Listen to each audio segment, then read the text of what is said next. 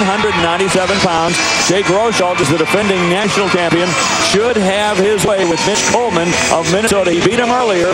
The national duel is an 11-2 major decision. And if he does the same, it ties it all up going into the heavyweight. Why not? Everything we anticipated.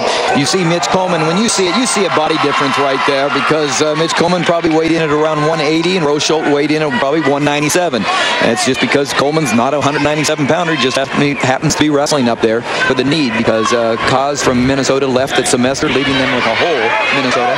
And so this is a hole in their lineup when it comes to talent. Look at that. How about that? A 2-point takedown for Kuhlman. And Kuhlman says, hole, what hole? You know, I'm after this. And Rosholt has had some problems starting slow sometimes. I wonder if that'll be the wake-up call that Rosholt maybe needs in this match. That's a huge takedown for Kuhlman, because any points he can score and slow the match down and shorten it, the more unlikely a major decision will happen. He escaped, make it 2-1 now in favor of Minnesota. And a takedown here, not yet. Not yet, now he's got it. Now he's got it. And he's got the leg laced, and he's got, oh my goodness. I think Kuhlman's going to come out of it, but Rosholt says, I'm going for this. And he is. And he's scoring. I don't think there's any problem with Rosholt coming out fast right now. He's got a wake-up call, as you said, Dave. Yeah. There's 3 points near ball. So, and after the initial takedown by Kuhlman and the waking up, Rosholt got a takedown and an escape and a takedown in the near fall.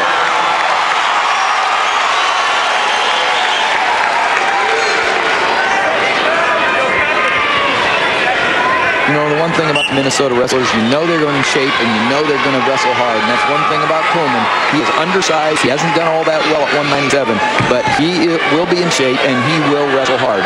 It's just tough when you're up against a two-time NCAA champion who's as good as Rosholt.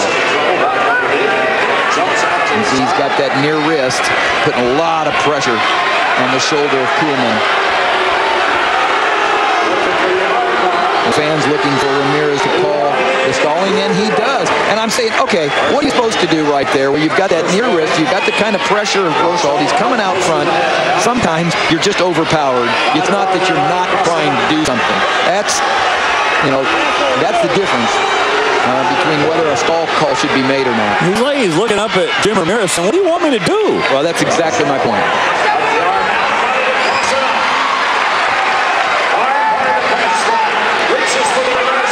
Got the hammer lock on the back there, and he's trying to thread through. Talk about Rosholt. He's got the pressure on Kuhlman. And again, I mean, Kuhlman can't do anything here except what he's doing. And that's just trying to stay alive. Yeah, really, just taking the pain right now. Now what Ramirez is looking for is that he can't, Rosholt can't break that hammerlock past against, oh man, boy, that was looking painful. And you cannot put your knee in the back. I mean, they're acting like, you know, Kuhlman had a choice in that whole thing, and here's Rosholt winning it in 2003 at 184. Really surprised everybody. The number 10 seed comes through with a big freshman NCAA championship. And then 2 years later, as a junior, wins it again. Well, two-time champion Jake Rosholt. And after the takedown by Kuhlman, it's been all Rosholt since then. And he gets an escape here to make it 7-2. Plus, he's got a minute 56 of riding time. Is that going to matter? It might, as far as a win or a major win. Well, these certainly were expected at 184 and 197. Kish being the heavy favorite to win for Minnesota, and Rosholt being the heavy favorite to win for Oklahoma State. And it all seems to be going according to form. Rosholt, you get the sense he's looking for at least a major win, at least, minimum. That would tie this match up. That makes it so that, you know, it just brings it a lot closer. Whoa! You know, you got to say it again. Rosholt's going for it. Kuhlman's a gamer. He's not going to give up without a fight. And there's two for the takedown. Makes it 10-2. And there's the major so far. We're only in the second period.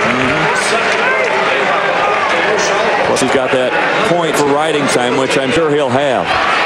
Well, Rosholt's very strong anyway for a 197-pounder. Then you wrestle somebody that weighs only 180, and it's just, magnifies the feeling and the pressure that Kuhlman is feeling right now. Yeah, you're right there. I mean, Rosholt's already good, but now he outweighs this guy. There it is again. Power move by Rosholt. What a stage we have here. Ford Center, the stage that will be a month from now in the NCAA championships.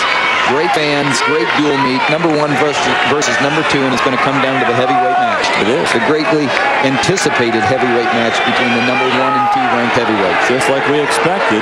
Sometimes you don't get what you expect. This is fun that we're going to get what we expect here today. Well, the official says that Kuhlman's not doing enough from the bottom, and so another call for stalling, and that's 1 against him now. 11-2 now.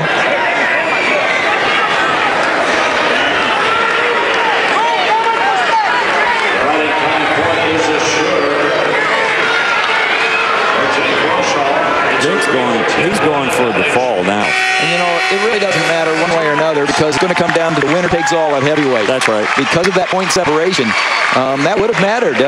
Minnesota's extra point that they gained in that first match could come into play here because that gives them an opportunity. Even if Rosholt pinned Kuhlman, it's still a winner take all at heavyweight. And Coleman Scott, who kind of lost his head a little bit at the end of that match and maybe gave it. And Lang, the 20 guard, kept his and got those 2 points. Right.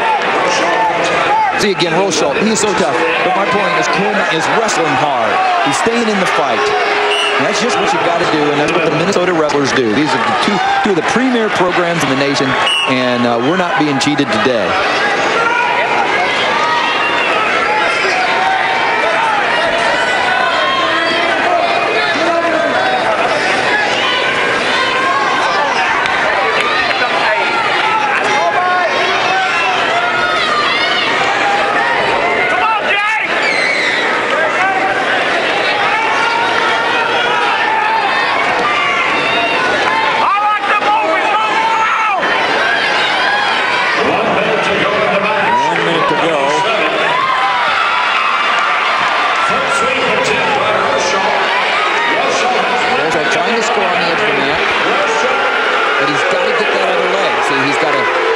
He does not have to do because he's got to come across. All he has to do is touch that ankle. And nice job by Kuhlman. I don't need to say anything more. I mean, this is a tremendous battle. Mismatch battle. Rosholt doing his job. Yep. Kuhlman doing his. Yeah, and Rosholt just got Kuhlman with a thumb to the eye.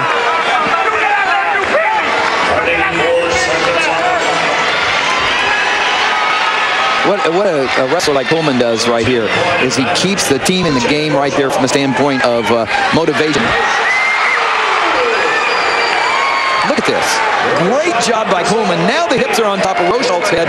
Rosholt had to come up if he's going to score, but what Kuhlman needs to do is just neutralize him right here. Stay on top. And what you do is you get Conrad all fired up. He says, man, if that little guy can go in there and battle with Rosholt, I can do it again at heavyweight. Mako says the same thing. My teammates have given me the opportunity to avenge a loss and give the team a win. Wow. A major win here by Jake Rosholt. And he gets the takedown for the exclamation point, but it's still a major win and 4 points for Oklahoma State, which means we go to the heavyweights tied at 16. Oh, folks, it doesn't get any better. So Jake Rosholt does his job with a major win. Now Steve Mako trying to avenge the loss to Cole Conrad, who is currently ranked number 1 at heavyweight. Steve Mako last year against Conrad in overtime with a trip and a win. And Mako, a 2-time national champ, will try to beat Conrad here today.